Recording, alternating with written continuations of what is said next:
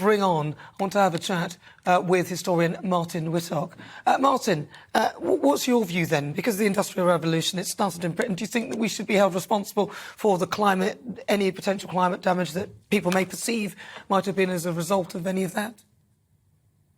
I think there is a connection, an unintended connection, of course, between our development and the fact that climate change is disproportionately hitting certain countries today. I mean, nobody intended that, of course, but some of the poorest nations of the world are facing the severest impact of climate change as a result of industrial policies. Nobody intended that, of course, but those industrial policies have enriched the wealthiest nations of the world.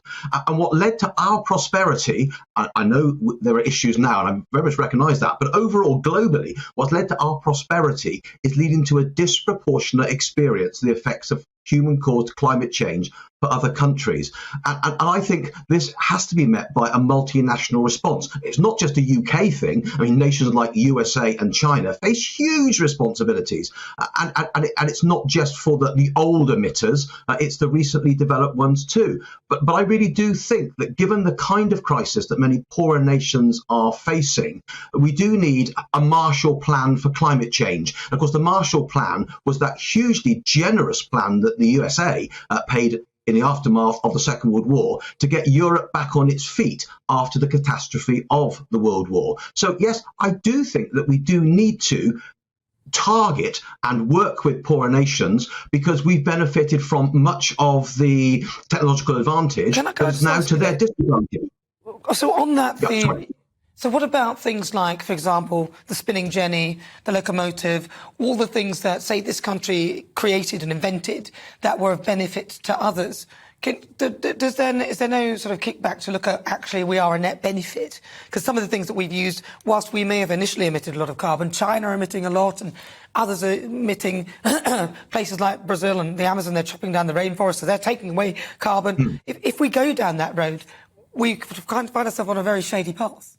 Surely. It certainly is complicated, and I'm not for a moment saying that the only contribution of the UK, to world development is negative. That would be absolutely false and just plain wrong. But what I am saying is that a great deal of the economic change that has happened since 1750, for example, 1800, we now know is having a disproportionate effect on the climate. And we're actually saying to other countries, you mustn't develop because it will actually add to a problem that we've caused. But I think this isn't just a moral issue, and obviously we didn't mean to cause it. This isn't just a moral issue.